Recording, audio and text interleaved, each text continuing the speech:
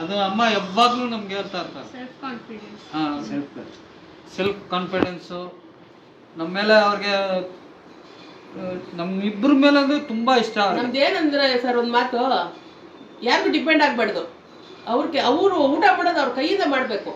ಅವ್ರ ಕೈಯಿಂದ ಮಾಡಿದಾಗ ಅವ್ರ ಹೊಟ್ಟೆ ತುಂಬಷ್ಟು ನಾವು ಮಾಡಿಸಿದಾಗ ಇದಿರಲ್ಲ.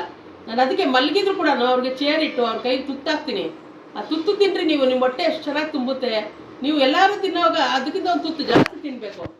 ನಾನು ತಿನ್ನಿಸಿದಾಗ ಒಂದು 10 ಚಮಚ ತಿನ್ಸಿದ್ರೆ 11 ಚಮಚ ಅಯ್ಯೋ ನನ್ನ ಕೈ ನೋವು ಅಂತ ನಾನು ಅನ್ಕೋತೀನೇನೋ ಅಂತ ಇವ್ರುಗಳಿಗೆ ಹೇಳ್ತೀನಿ ನಾನು. ಸ್ಲೋಕ್ ಆಗಿರಲಿ ಏನೇ ಆಗಿರಲಿ ನಿಮ್ಮ ಕೈಯಲ್ಲಿ ಊಟ ಮಾಡಲೇಬೇಕು. ಚೇರ್ ಇಟ್ಟು ಮುಂದೆ ತುತ್ತು ಮಾಡಿ ಕೈಗೆ ಹಾಕ್ತೀನಿ. ಅವಾಗ ಅವರು ಇವಾಗ ನೋಡ್ರಿ ರವಿಗೆ ಮಾತು ಬರಲ್ಲ, ಇವಾಗ ನೋಡಿ ಎಷ್ಟು ಮಾತಾಡ್ತಾನೆ ಪಾಪ. ಮಾತಾಡ್ತಾನೆ, ನನಗೆ ಸಹಾಯ ಮಾಡ್ತಾನೆ. ಕೈ ಎತ್ತಕ್ಕಾಗ್ತಾ ಇಲ್ಲ. ಇವಾಗ ನೋಡ್ರಿ ಬೆಳಗ್ಗೆಯಿಂದ ನನಗೆ ಸಹಾಯ ಮಾಡ್ತಾರೆ. ಅದು ಅವ್ರು ಡಿಪೆಂಡ್ ಆಗಬಾರ್ದು ಇನ್ನೊಬ್ರ ಮೇಲೆ ಸರ್. ಕೈ ಕಾಲು ಚೆನ್ನಾಗಿರ್ಬೇಕು.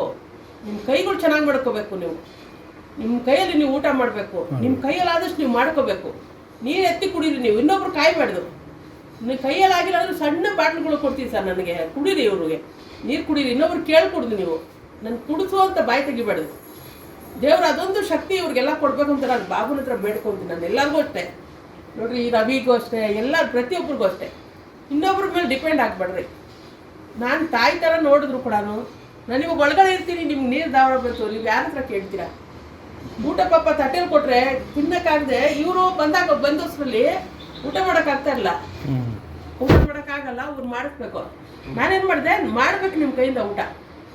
ನಿಮ್ಮ ಕೈಯಿಂದ ಆಗತ್ತೆ, ಆಗದೆ ಏನಿಲ್ಲ ಅಂತ ಇವಾಗ ಊಟ ಮಾಡ್ತಾರೆ ಅವರು.